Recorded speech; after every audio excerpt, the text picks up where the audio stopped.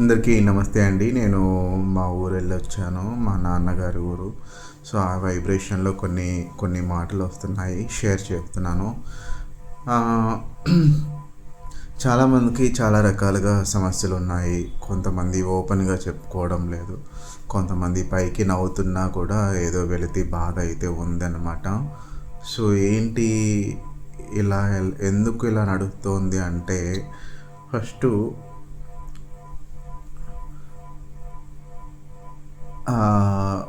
చిన్న చిన్న పాయింట్లని పట్టుకోవాలి. చిన్న చిన్న సూక్ష్మమైన సాధనని పట్టుకోవాలన్నమాట. సూక్ష్మమైన సాధన అంటే ఏంటంటే, ఎప్పుడు పుట్టినప్పటి నుంచి కానీ ఆ శ్వాసని ఎప్పుడు గమనించమన్నమాట. మా గురువుగారు ఏమనేవారంటే, నేను కాదయ్యా మీ గురువు, మీ శ్వాసనే గురువు, ఆ గురువును పట్టుకోండి అనేవారు. నాకేం అర్థమయ్యేది కాదు. ఏంటబ్బా ఆయన చెప్పేది, ఎవరి కాళ్ళ మీదైనా పడాలి, ఎవరైనా చెప్పింది వినాలి, ఆచరించాలి, ఆచరణలో పెట్టాలి అని అంతవరకే ఆలోచించేవాడిని తప్పితే శ్వాస గురువు ఎలా అవుతుందంటే మళ్ళీ అర్థమైందనమాట.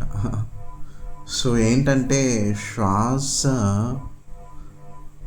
శ్వాసని గమనించడం కూడా అంత భక్తితో, ఏకాగ్రతతో, శ్రద్ధగా, అత్యంత అత్యంత శ్రద్ధతో, ఏమాత్రం తక్కువ చేసుకోకుండా తీసుకునే శ్వాస వదిలే శ్వాసలో దృఢమైన ఖాళీ సంకల్పంతో తీసుకోవాలి. ఏదో కొట్టుమిట్టాడుతున్న బాధతో, ఏదో తెలియని వెలితితో శ్వాసని తీసుకునింది చాలు. ఇక మీదట తీసుకోబోయే శ్వాస ఎలా ఉండాలంటే ఒక ఖాళీ మంచి సంకల్ప భావనతో తీసుకోవాలి.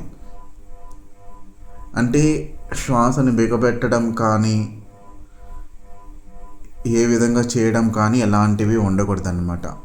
ఆ శ్వాసని ఉన్నట్టుగా గమనించడం నేర్చుకోవాలి. ఎలా గమనిస్తాము? ఫస్ట్ హాయిగా సుఖంగా కూర్చోవాలి, ఏమాత్రం ఇబ్బంది లేకుండా. ఉన్నది ఒక్కటే, శ్వాసను గమనించడమే. ఆ శ్వాసకి రూపం లేదు, ఏమీ లేదు, అయినా గమనించాలి. ఎందుకంటే మనకు తెలుస్తుంది, ఆ శ్వాస కదలికలు తెలుస్తుంది. పట్టుకోవాలి, దాంతో కూడా ప్రవాహం చేయాలి. కూడి ఉండాలి శ్వాసతో. కూడి ఉంటే ఏమవుతుందంటే నీ శరీరాన్ని మర్చిపోతాము, నీ పేరు మర్చిపోతాం, నీ ఊరు మర్చిపోతాం, అమ్మా నాన్నలు మర్చిపోతాం.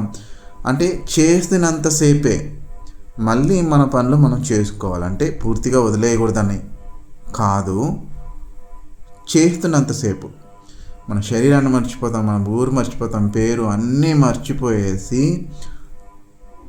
శ్వాసతో కూడుకొని ఉంటుందండి అద్భుతము. అప్పుడు అర్థమవుతుంది, ఓహో శ్వాస నిజంగా దేవుడే. శ్వాసతో, ప్రతి ఒక్క శ్వాసతో కూడుకొని ఉండాలి.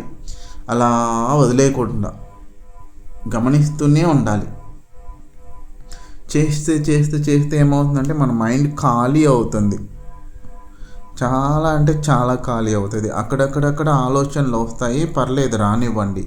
మన దృష్టి, ఏకాగ్రత మాత్రం శ్వాస మీదే ఉండాలి. క్షణం అంతలా కూర్చోవాలి.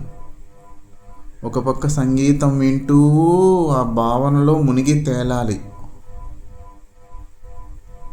ఇది మా గురువుగారు ఇచ్చిన అసలు సిసలైన సులభమైన ధ్యానం. మీరేం చేయకండి, హాయిగా కూర్చోండి, వేలల్లో వేలు కలుపుకోండి, కళ్ళద్దాలు తీసేయండి, కళ్ళు మూసుకోండి, శ్వాసని గమనించడం మొదలు పెట్టాలి. మళ్ళీ ఎప్పుడెప్పుడా ఏంటబ్బా అని ఎలాంటి తొందరపాటు లేకుండా, హడావుడి లేకుండా, అత్యంత శ్రద్ధతో ఏంటి అసలు శ్వాస గురువు అంటే ఏంటి, దీన్ని నేను ఎలా తెలుసుకోవాలి అనే సంకల్పంతో ఉండాలన్నమాట. అలా ఉంటే కనుక మెల్లిమెల్లిగా మీ శ్వాసని అర్థం చేసుకుంటాం. అన్నాను కదా, సూక్ష్మమైన సాధన. మీ శ్వాసని మీరు అర్థం చేసుకోవాలి. ఎలా ఉంది నా శ్వాస? నీ దుఃఖంతో, తెలియని బాధతో తీసుకుంటున్నానా ఏంటి? అర్థం చేసుకుంటే శ్వాస రూపమే మారిపోతుంది. అలా గమనించాలి. ఉన్నది ఉన్నట్టుగా గమనించాలి. ఎక్కువ తీసుకోకూడదు, తక్కువ వదలకూడదు. ఆ శ్వాసతో మమేకమై ఉండాలి.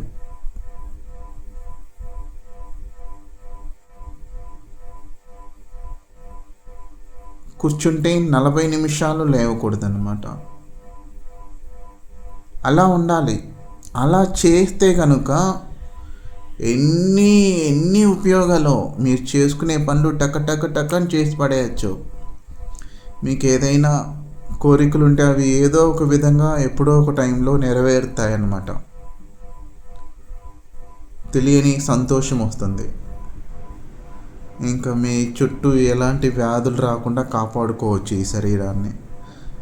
మెల్లిమెల్లిగా ఎప్పుడో ఒక రోజైనా శరీరం పూర్తిగా కోలుకుంటుంది. అమ్మయ్య, ఇప్పుడు చేశాడురా బాబు ధ్యానము అనేసి ఆత్మ క్షోభిస్తుంది. అసలు వెయిట్ చేస్తుంది, ఎప్పుడెప్పుడు ధ్యానం చేస్తారా. ఈ మైండ్ని ఖాళీ చేసుకొని హృదయాన్ని ఫాలో అవ్వాలి. మైండ్ కాదు, మన హృదయంలో ఉండే భావనలతో కూడుకొని ఉండాలి. చెప్పాలంటే మన హృదయంలో ఏమనిపిస్తే అది చేయాలి, మైండ్లో కాదు. సో మన హృదయం చెప్పేస్తుంది ఇది రైట్, ఇది రాంగ్. సో చాలా ప్రయోజనాలు వస్తాయి. వీటిని ప్రతిరోజు ఒక సామూహిక ధ్యానం 10-20 మంది కూర్చొని సంగీతం పెట్టుకొని చేయండి. ఎలా ఉంటుందో అద్భుతంగా ఉంటుంది. చేస్తారు కదండి. మళ్ళీ ఈ వీడియో వినండి. ఏది జోక్గా తీసుకోవద్దు. ఇది ముమ్మాటికి నిజం. ఎందుకంటే నేను విపరీతమైన థైరాయిడ్ సమస్యతో బాధపడుతూ ఉన్నాను. ఈ ధ్యానం చేశాకే, ఆ సంగీతంతో లీనమైన తరువాతే నాకున్న ఆ జబ్బు పూర్తిగా నయమైపోయింది. ఆ గురువు గారి కృప కూడా ఉంది అనుకోండి. కానీ చివరికి గురువుగారు లేకపోయినా నీ శక్తిని నువ్వే తెచ్చుకోవాలి. వేరే వాళ్ళు ఎవ్వరు ఇవ్వరు. ధ్యానం చేస్తే మనకు ఆ కాస్మిక్ ఎనర్జీ, ఆ దివ్య శక్తి మనలోకి లోపలికి వెళ్తుందన్నమాట. ఆత్మ వెయిట్ చేస్తుంది శక్తి కోసం. శక్తి పెరగ్గా మనకు క్లారిటీ వస్తుంది. క్లారిటీ ఎలా ఉంటుందంటే, నేను ఇది మాట్లాడాలి, ఇది వినాలి, ఇది చూడాలి అని రోజుకి మీలో విపరీతమైన ఎలా చెప్పాలి, గట్టి నిశ్చయంలో ఉంటామన్నమాట. ఎలాంటి వాటికి కుంగిపోకుండా. So thank you so much అండి. Thank you very much.